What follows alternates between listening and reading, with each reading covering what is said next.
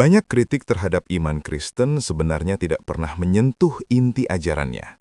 Yang diserang bukan teologi Kristen itu sendiri, melainkan versi yang telah disederhanakan, disalahpahami, atau bahkan dikonstruksi secara keliru.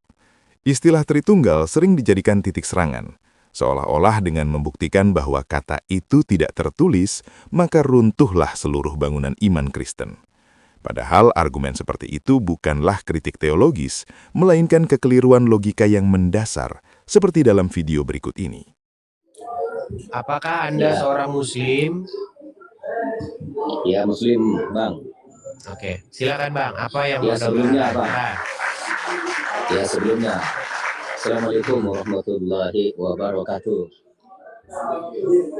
Nah, Ya, cuma numpang tanya, Bang, ya. Di Kristen, saya dengar itu ada kata-kata Tritunggal.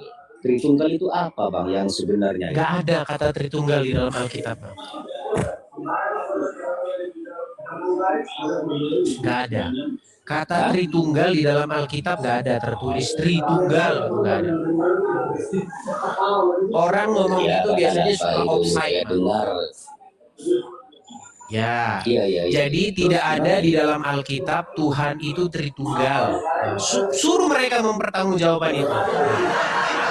Tanya sama mereka, Bang. Jangan tanya sama saya. Gini, Bang, saya tunjuk ya. Coba, Bang, di-mute dulu, Bang, ya, karena berisik sekali. Biar saya jelaskan. Bisa dibisukan dulu?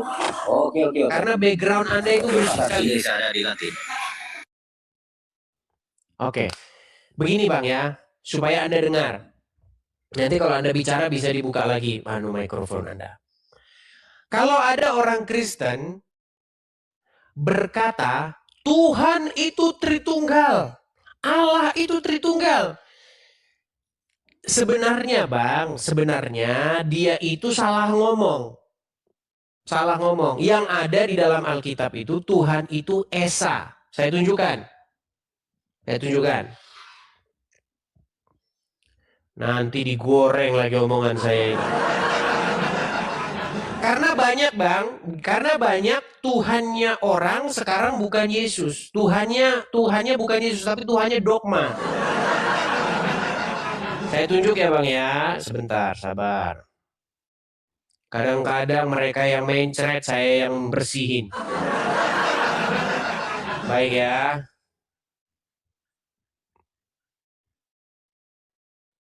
Baik. Kita buka. Bentar.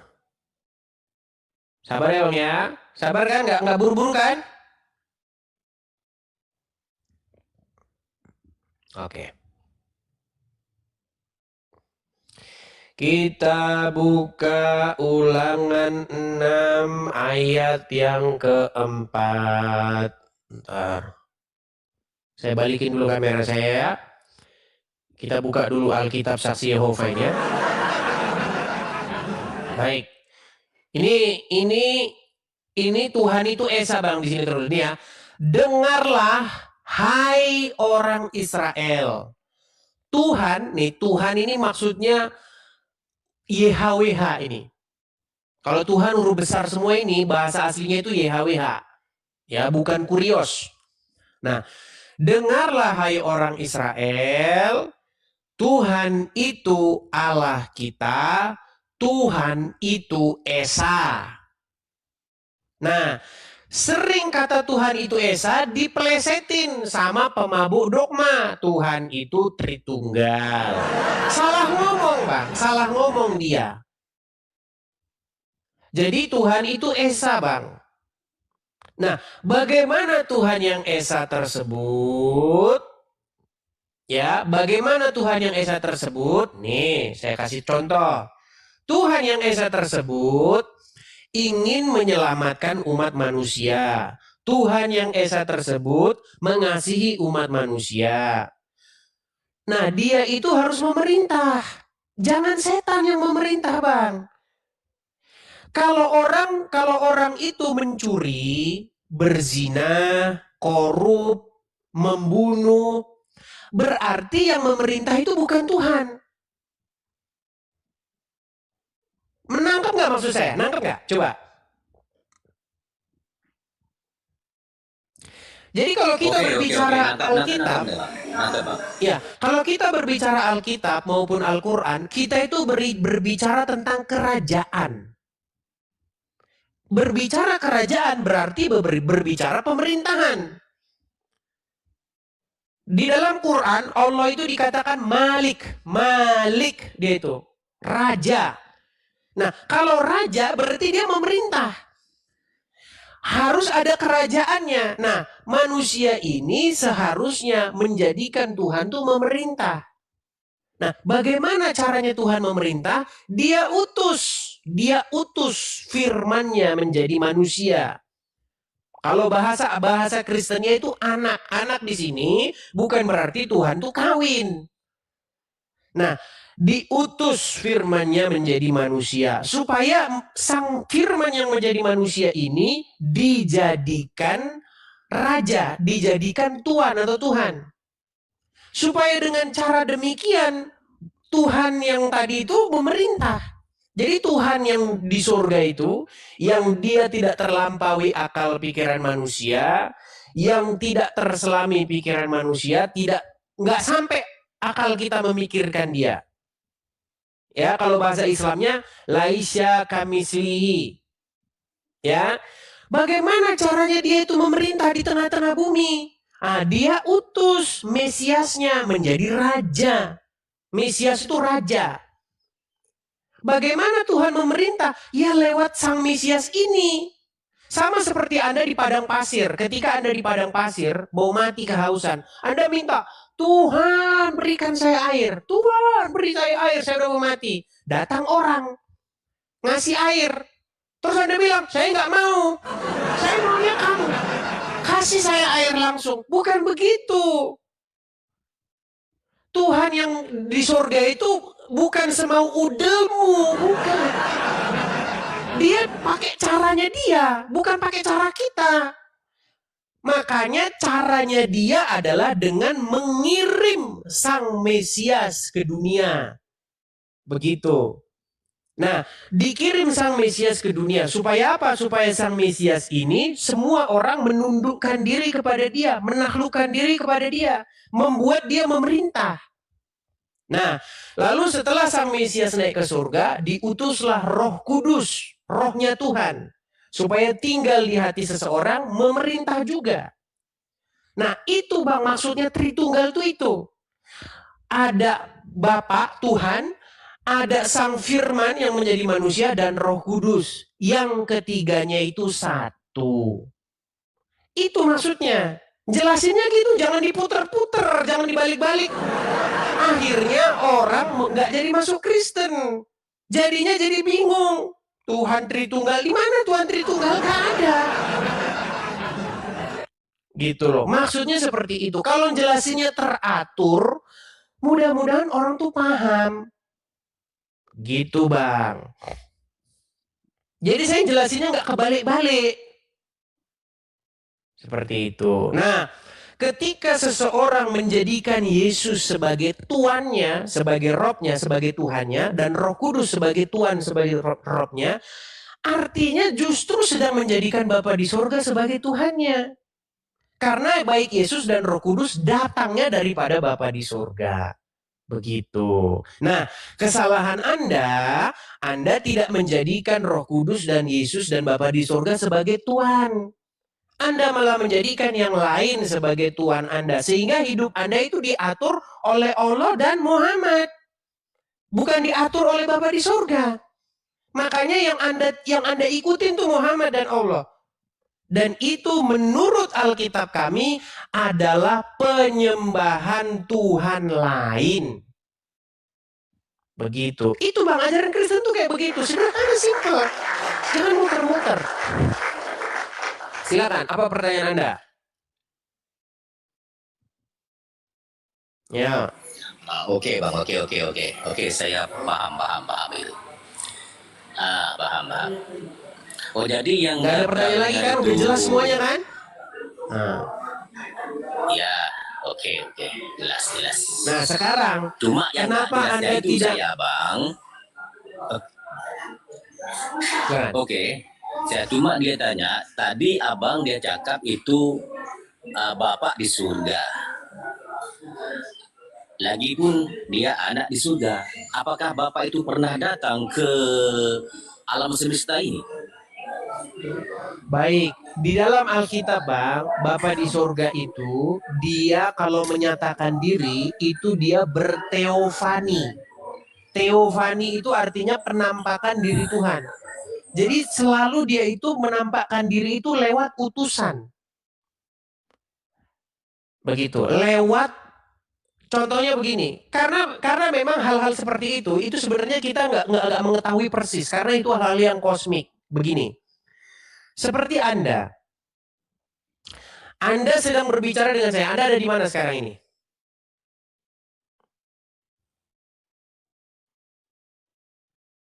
Jangan dibisukan, Bang. Jangan dibisukan. Ada di Malaysia. Oke, ada di Malaysia. Tapi walaupun Anda di Malaysia, kita bisa ketemu kan? Kita bisa ketemu di layar ini kan? Betul nggak? Nah, bagaimana caranya Anda yang di Malaysia kok bisa ketemu dengan saya? Caranya adalah lewat gambar Anda, lewat video Anda. Betul. Gitu, lewat suara Anda kan? Jadi kita berjumpa lewat pengejawantahan kita di sini. Ini gambaran yang sebenarnya tidak bisa menggambarkan bagaimana Tuhan. Tapi kita ambil ini sebagai contoh, begitu. Foto Anda ada nggak? Ada. Ada Bang, ada. Apakah fotomu itu dirimu nggak? Iya, diriku. Nah, kalau fotomu digantung atau dibakar, apakah engkau terbakar? Tidak. Katanya dirimu Kalau gimana? dibakar tidak, Bang. Iya, kalau dibakar. Tadi Anda berkata foto. Oke. Ya, tadi Anda mengatakan bahwa foto Anda itu adalah diri Anda.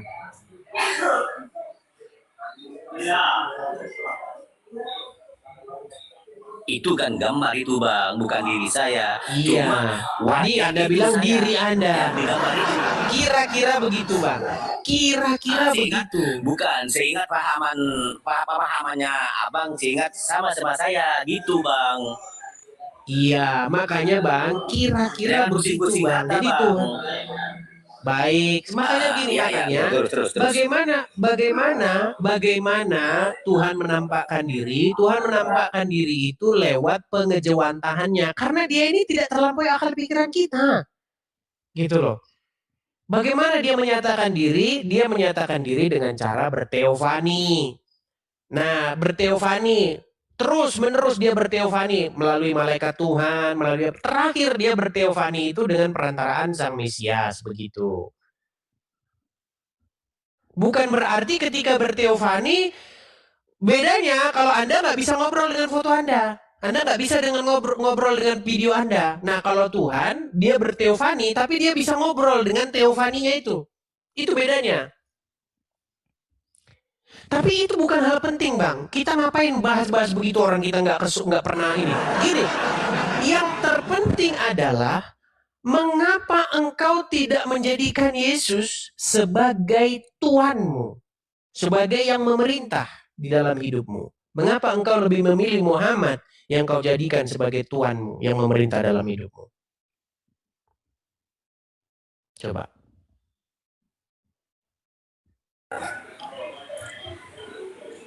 Nah, itu utusan Muhammad, itu utusan Allah Bang, itu diutus ya, kenapa kau lebih memilih dia? Kenapa kau lebih memilih dia yang memerintah?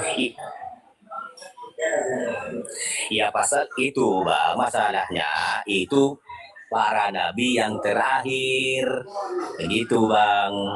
Nggak nyambung ya. Baik, diturunkan dulu Bang. Nggak nyambung. Yang ditanya, kenapa kamu membuat dirimu diperintah dan dikuasai, disuruh oleh Muhammad, bukan Yesus? Itu yang saya tanya. Aduh, aduh.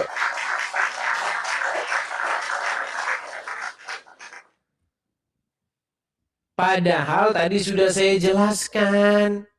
Nabi-nabi itu berdosa. Nabi-nabi itu melakukan kesalahan. Bahkan Muhammad juga melakukan kesalahan. Di dalam Quran itu Muhammad berkali-kali didapati melakukan kesalahan. Makanya kalau orang yang melakukan kesalahan nggak bisa dijadikan pemerintah yang sejati. Yang memerintah yang sejati itu Tuhan, karena Tuhan tidak pernah salah. Nah kalau yang salah-salah jangan, nanti dia salah lagi. Setelah salah nanti ketemu di hari kiamat, itu kan pendapat saya. Gimana sih kalian ini nggak nangkep maksud saya ya? Silakan Republik Entok.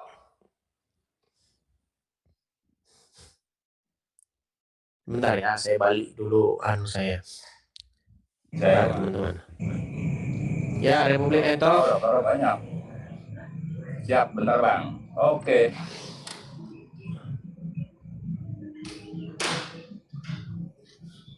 Semangat malam Bang. Ya, silakan. Silakan, apa yang mau Anda utarakan? Itu masalah ini aja Bang. Yang tadi apa? Yang mana? Ya masalah, ya pada dasarnya kan Tuhan untuk menyampaikan firman ya, lalu dia menetapkanlah Mesias gitu kan. Iya, yang intinya pada akhirnya yang memerintah Anda kan Muhammad, betul? Yang memerintah enggak, hanya diikuti. Siapa yang memerintah Anda? Gini Bang, bagi saya gini kan saya manusia nih. Ketika saya manusia, maka saya harus mengikuti manusia juga gitu. Karena nggak mungkin kita. Berarti Anda akui nggak? Oke, berarti Anda mengakui nggak bahwa yang memerintah seorang Muslim itu Muhammad? Nggak ada perintah Muhammad, yang ada itu mengikuti cara Muhammad gitu. Karena coba saya ulangi pelan-pelan. Gini, dengerin omongan saya ya. Siapakah, gini aja lah, kepada siapakah orang Muslim tunduk dan taat? Ketundukan dan ketaatan hanya kepada Allah. Kepada Muhammad? Kepada Muhammad, kita mengikuti cara ketundukan dan ketaatan sebagai manusia. Karena Nabi Muhammad itu manusia. Karena dalam berarti Anda tidak tunduk. Berarti Anda tidak tunduk dan taat kepada Muhammad. Tidak tunduk dan taat kepada Nabi Muhammad, tapi kita mengikuti cara Nabi Muhammad sebagai manusia dalam tunduk dan taat kepada Allah. Saya akan tunjukkan ayatnya. Anda pernah dengar istilah Samina wa Ta'na nggak? Ya. Oke, kepada siapa itu Anda ucapkan? Artinya apa coba? Samina wa Ta'na? Kami mendengar dan kami taat. Iya, kami mendengar dan kami taat, gitu kan? Oke, kepada siapa itu Anda ucapkan?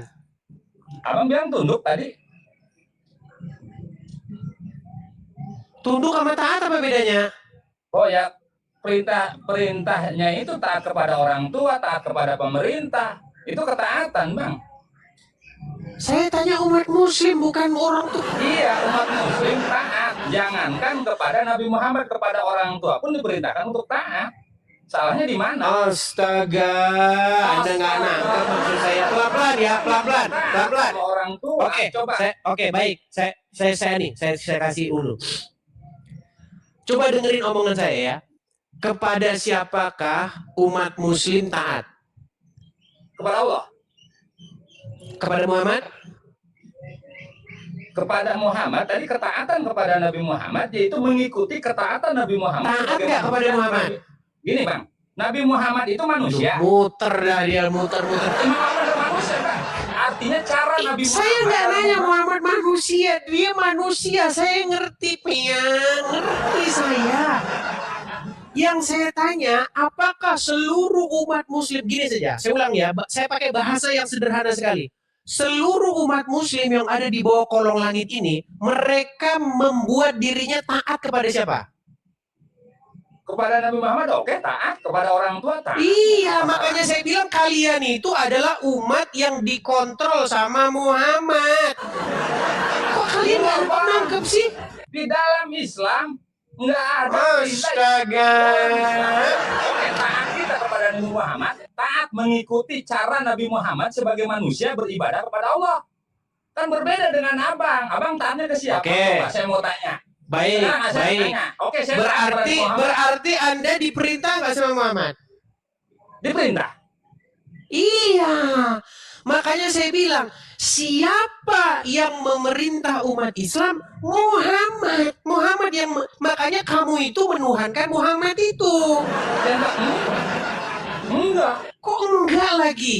Oke, sekarang gini. Kalau ada orang sebentar, Bang, pelan-pelan. coba cari. Kalau ada orang Memang sebentar, ibadah. tenang.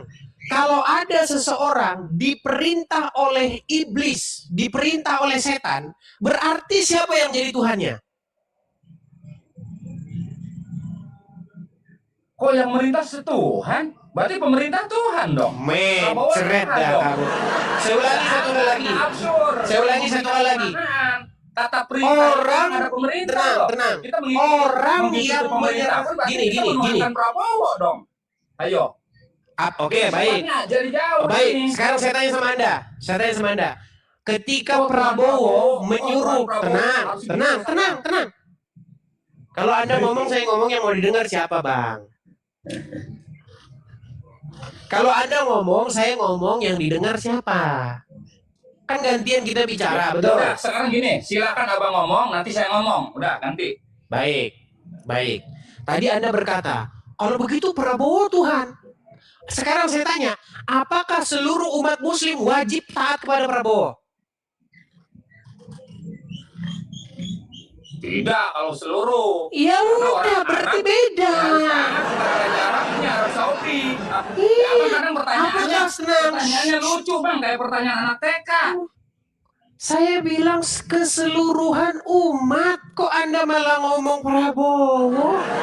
Prabowo kan Indonesia, kata abang taat, dia tuh orang Indonesia. Iya. Apakah taat. umat Islam cuma orang Kristen, Indonesia? Hindu, Buddha, ya harus taat. Ini Apakah orang Islam itu kan ada di mana-mana, bang, bukan hanya di Indonesia. Oke, baik, Kalau pelan-pelan pertanyaan saja, spesifik, pelan-pelan. Kalau ngomong Prabowo ya Pelan-pelan. Indonesia gitu. Kalau ngomong semua umat Yang- Islam, ya enggak nyambung. Dari tadi yang saya ngomong seluruh umat Islam kok. Seluruh umat Islam taat kepada Prabowo. Itu yang abang salah. Ya Anda berpikir begitu, ya. Ini pemerintahannya kan berbeda, ATP-nya aja berbeda. Oke, pelan-pelan ya, pelan-pelan. Kepada siapa seluruh umat muslim yang ada di kolong langit ini harus taat? Kepada Allah Subhanahu wa taala. Taat dalam Kepada Muhammad beribadah. tidak usah. Taat Kepada Muhammad dalam tidak usah taat beribadah. ya. Artinya ketaatannya dalam beribadah. Berarti nggak perlu taat sama Muhammad. Taat kepada Nabi Muhammad mengikuti cara beribadahnya. Oke, baik, taat sama Udah, itu Muhammad. jawaban saya. Udah jangan Berarti- berarti Oke, baik. Kalau ada seseorang yang dia menyerahkan ketaatan, kepatuhannya kepada iblis, berarti dia menuhankan iblis atau Allah? Oh ya ada istilahnya. Berarti dia dalam artian pengikut iblis. Ya, siapa yang dituhankan Berarti oleh dia? taatnya dia sama iblis. Selesai. Ya, yang dituhankan oleh dia siapa?